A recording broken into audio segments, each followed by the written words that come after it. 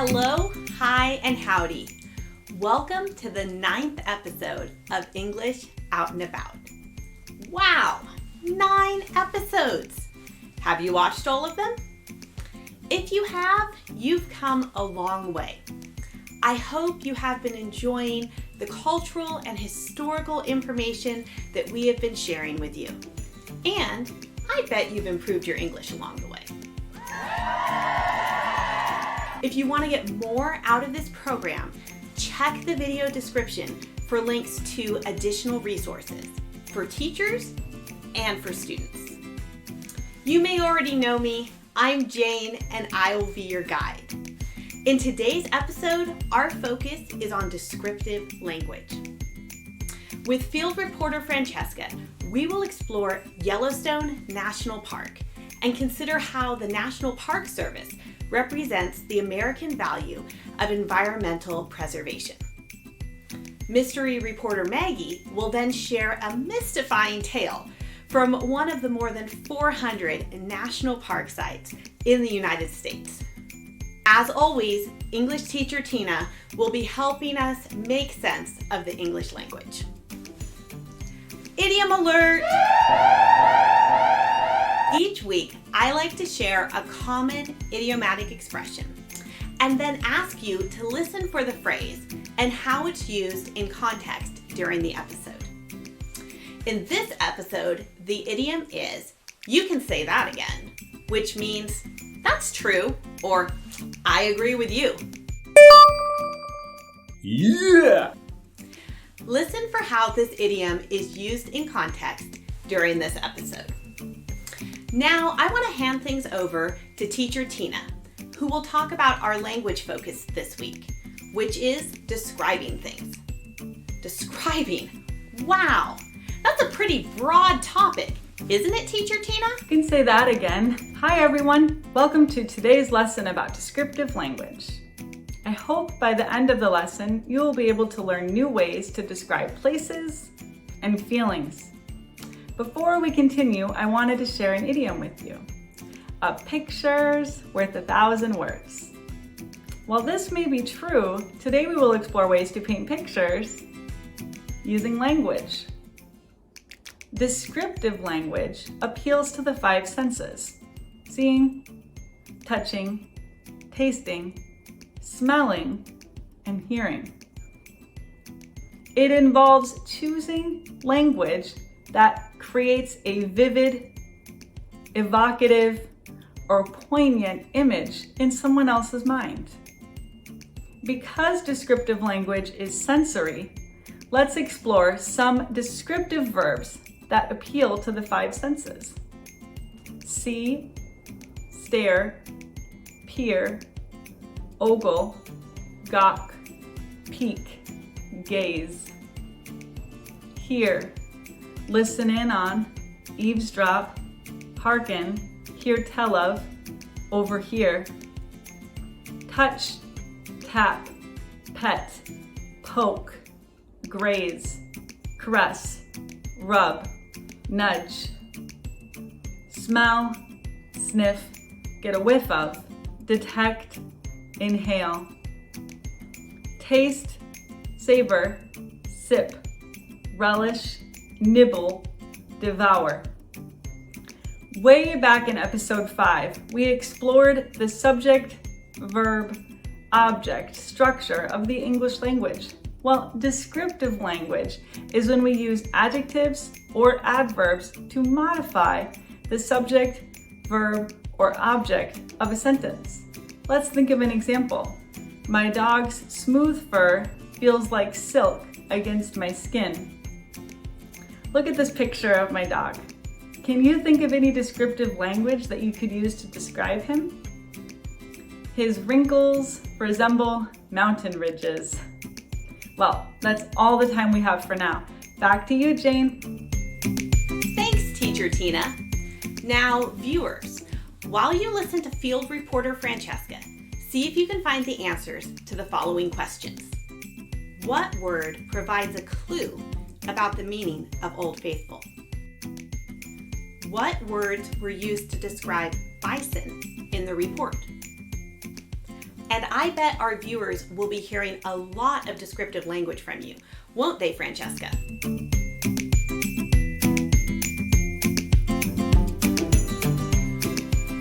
You can say that again. I will do my best in this report to paint you a picture of Yellowstone National Park with my words.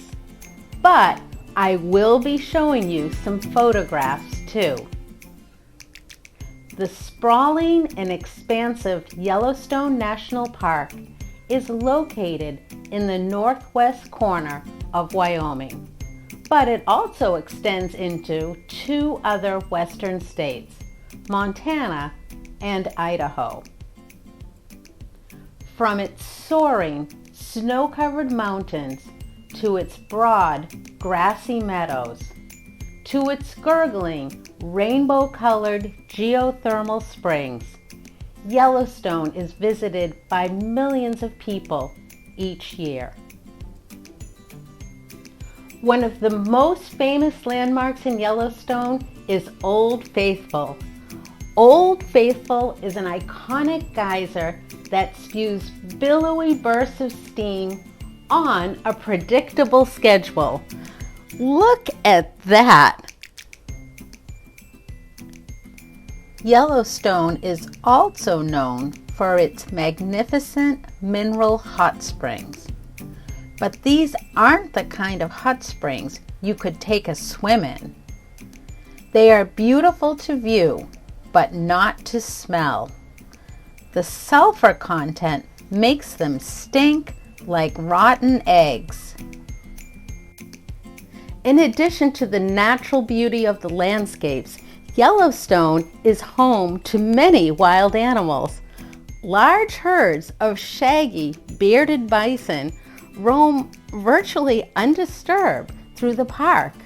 Occasionally, they block traffic, but they also give tourists an up-close, maybe too close, look at the largest land-dwelling mammal in North America. Some 4 decades after Yellowstone was named a national park, United States President Woodrow Wilson signed a law creating the National Park Service to support the American value of environmental preservation. The National Park Service works to educate, preserve, and inspire. This is Field Reporter Francesca signing off from Wyoming. So long, farewell, and happy trails. Back to you, Jane. Thanks, Francesca. Did you hear the answers to our 2 comprehension questions? Here's the first one. What word provides a clue to the meaning of Old Faithful? Predictable. Like Francesca said, Old Faithful is an iconic geyser that spews billowy bursts of steam on a predictable schedule. What about the second one? What words were used to describe bison in the report? Large, shaggy, bearded, undisturbed, land-dwelling mammal. All right, Teacher Tina, I think you have some more to share about descriptive language, don't you? Hi everyone, welcome back. Have you ever looked at a list of synonyms and not known which one to choose? I want to talk to you about connotations. Connotations can be positive, negative, or neutral. Let's look at some examples. Nosy, interested, curious. Stingy, economical, thrifty. Argue, discuss, debate. Now it's your turn. Decide if the bold word has a positive, negative, or neutral connotation. Here's number 1. The natural resources of the country have been exploited by corporate interests. In this sentence, does the use of the word exploited have a negative, positive, or neutral connotation?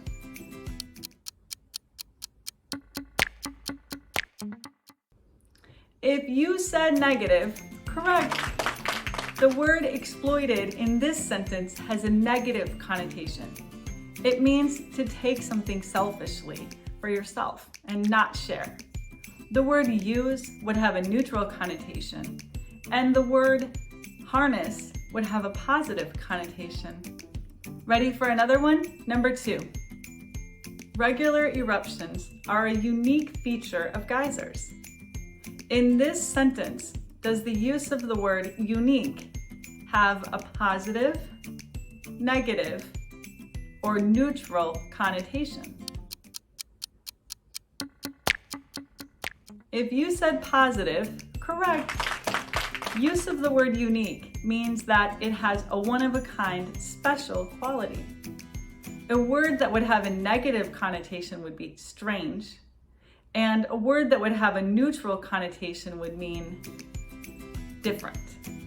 Exploit, use, harness, strange, different, unique. These examples show us that synonyms can have similar meanings but very different connotations. Some synonyms are not simply positive or negative, but they can convey more information. Let's look at these examples. The water in the lake was clean. The water in the lake was crystal clear. The water in the lake was pristine. All right, that's all the time we have for today. Thank you so much for all of your hard work. Back to you, Jane. Thanks, Teacher Tina. Wow, we have covered a lot in today's episode, but I want to squeeze in one last thing. Mystery reporter Maggie has a story she really wants to share because, well, you know how much she loves the unsolved and the unexplained. Over to you, Maggie.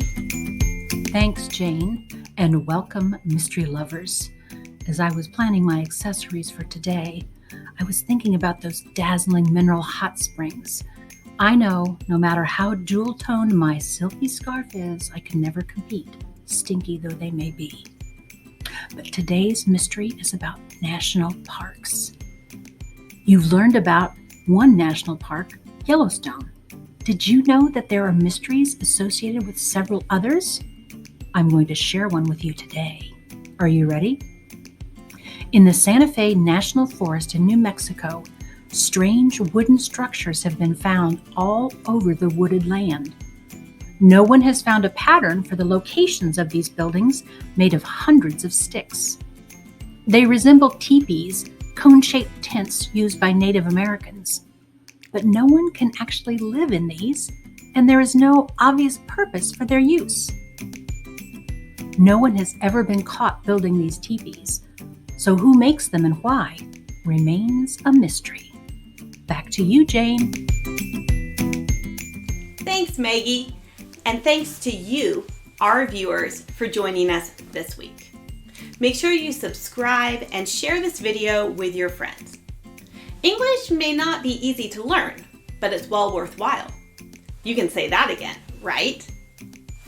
Next week, we'll be going to the west coast of the United States to explore the gold rush in California and the use of the conditional.